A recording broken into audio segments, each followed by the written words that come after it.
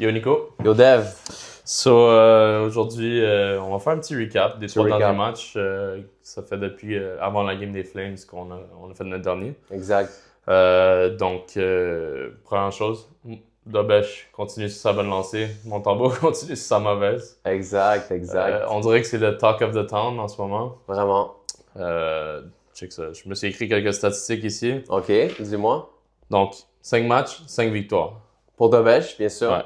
Ce qui le met deuxième pour les victoires dans la ligue.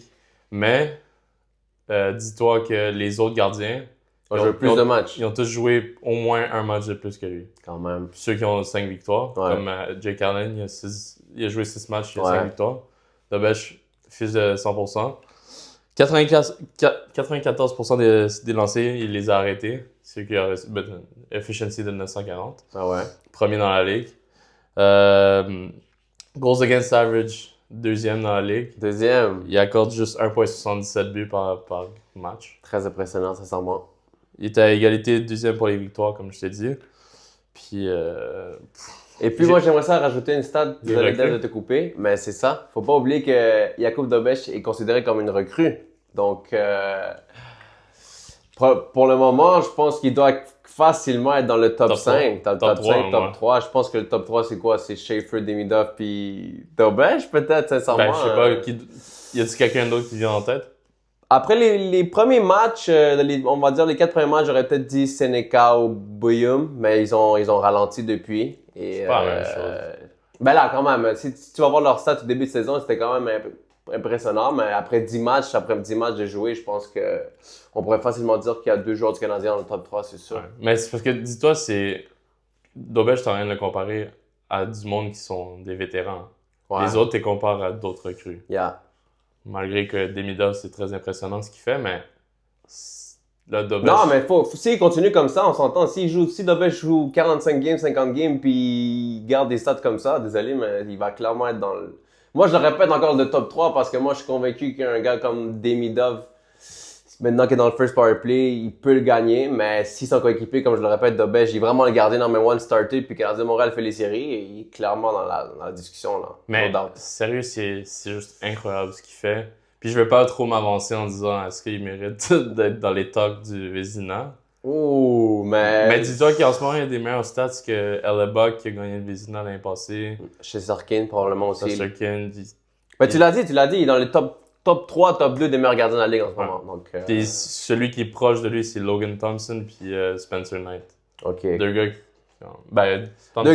Thompson qui était bon l'an passé, mais Knight avec son équipe, il devrait pas avoir les mêmes chiffres à la fin de l'année, là, on s'entend. Ouais, Chicago, c'est quelque chose d'autre. C'est quelque chose d'autre.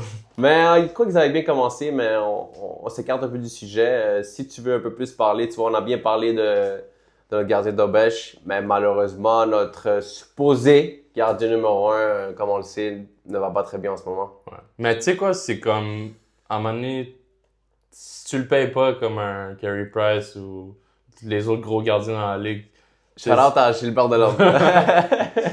Ah, mais c'est ça. Donc, mais c'est vrai. Tu le payes 3,15, c'est ça? Ouais. Puis l'autre, autour d'1 million. C'est ça, même pas. Tu peux pas... c'est pas, OK, ce gars-là, il faut absolument qu'il soit là au prix que tu le payes. Là. Ouais. C'est, OK, malheureusement, lui qu'on paye plus, il joue moins bien. Mais l'autre, on rentre dans notre argent là, avec lui. 100%. Puis c'est juste sa deuxième saison.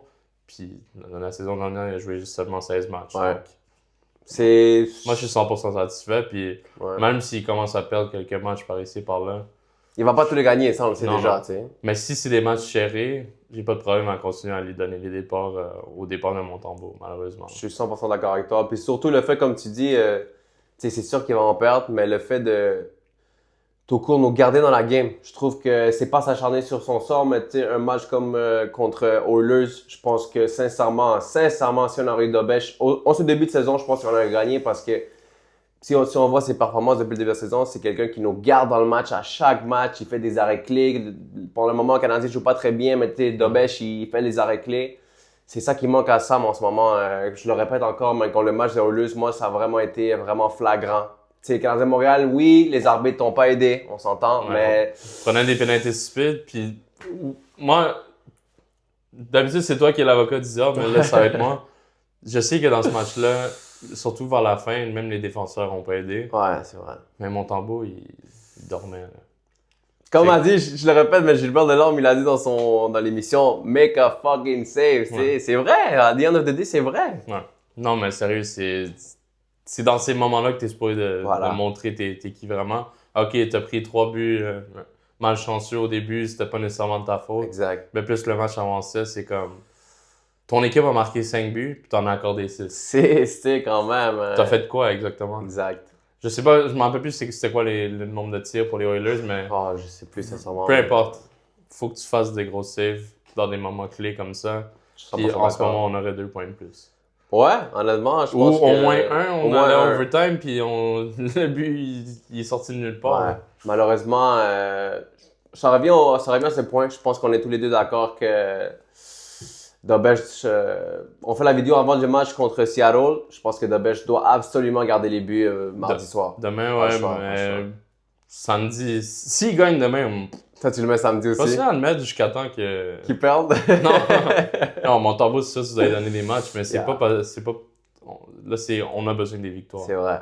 Il mérite, en plus, il mérite, le Je Dobeš. sais qu'on n'est pas en fin de saison où est-ce qu'on... Non. Faut vraiment se battre pour avoir notre place en série, mais c'est maintenant que tu peux tester Ben certaines oui, choses. c'est 100%.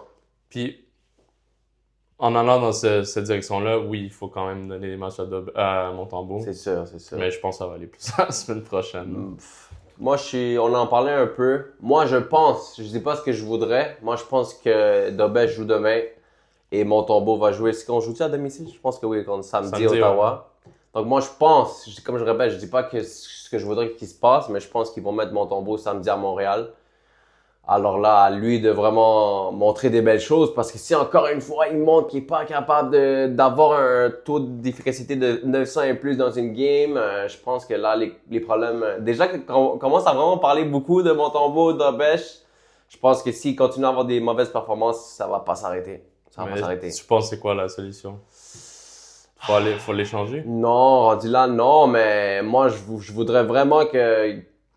Je sais pas qu'il reprenne son poste de numéro 1, mais au moins qu'il montre que, OK, les gars, j'ai eu un mauvais début de saison, mais je suis back, OK? Je suis back. Moi, j'ai pas de problème à ce qu'il fasse du 50-50, mais en ce moment, Mais en ce moment, c'est absolument pas mal ça, non? Mais dans les matchs divisés, ouais, mettons, les deux ont joué 5 matchs. C'est ça. Mais il y en a un qui a 2 victoires, puis l'autre, il y en a 5 en 5. Donc, ouais, c'est vrai que c'est différent. C'est différent. Mais bon, on est encore en début de saison, on a juste Ben joué oui. 10 matchs, il en reste 72. Exact. C'est le temps de tester des affaires, mais en même temps, pas trop. Parce que... Non, mais c'est vrai. Je pense que, comme tu dis, c'est seulement 10 matchs, mais Dobeš, il monte depuis l'an passé. Faut se rappeler aussi que Dobeš, quand il est arrivé, il était incroyable. Après ça, ceux qui suivent vraiment le Canadien, ils vont voir que pendant une petite période, il était moins solide. Mais moi, je pense que s'il est capable cette année de ne pas revenir à ce phase-là, d'avoir quelques matchs, moi, je pense qu'il va avoir le poste numéro 1, sincèrement. Mais est-ce que tu te rappelles la saison dernière, il y avait combien de victoires sur des 16 matchs? Je pense qu'il y en a eu 7 victoires, je pense. Puis peut-être une défaite. Honnêtement, je dis ça en ma tête parce que j'ai vu récemment ses stats, puis je pense qu'il y avait 7 victoires, 6 défaites, puis une défaite en prolongation, que c'était contre les Toronto Maple Leafs. Ouais. Mais écoute, en ce moment, on est exactement au même stade où est-ce qu'on était quand il était wow l'année passée. Ouais, exact. Il a commencé avec 5 victoires, puis après ça... Il y avait, comme je t'ai dit, il y a un peu ralenti, il est encore un Mais jeune c'est pas ça joueur, qu'on veut commencer à voir. Ah non, moi je pense que... Comme on le répète encore une fois, mais moi je m'attends à que demain, ce soit lui le partant. Ouais. Aucun doute. Mais je pense que dès qu'on commence à franchir ça, comme s'il gagne demain, il gagne samedi ou whatever, là c'est comme on est à un autre niveau. C'est là. son poste à perdre on peut dire Ouais. vraiment. Déjà en ce moment, c'est sous-entendu là, que Ouais. c'est lui le premier. Là, mais en Ouais. tout cas. Bon, dossier clos là-dessus. Yes. Là, on parle de nos autres stars. Toi, en ce moment, tu dirais c'est qui notre MVP de... MVP de Après 10 l'équipe. Moi, sincèrement, il y a beaucoup de choix. Mais si je vais pas aller du côté plate. Non, mais dis-moi qui fait la différence. Là. Moi, honnêtement, je vais le dire, je le dis aucunement sans gêne. Je sais qu'il y a Demidov qui est wow. Je sais qu'à Caulfield, il y a 7 buts. Je sais qu'Hudson, il est à 9 points. Mais pour moi, notre meilleur joueur, il va... Jusqu'à preuve du contraire, c'est notre capitaine. C'est notre capitaine. Hey, sérieux, c'est... Attends, là, j'ai tout écrit ici, là. Suzuki, Il est 4e dans la ligue pour le nombre de points.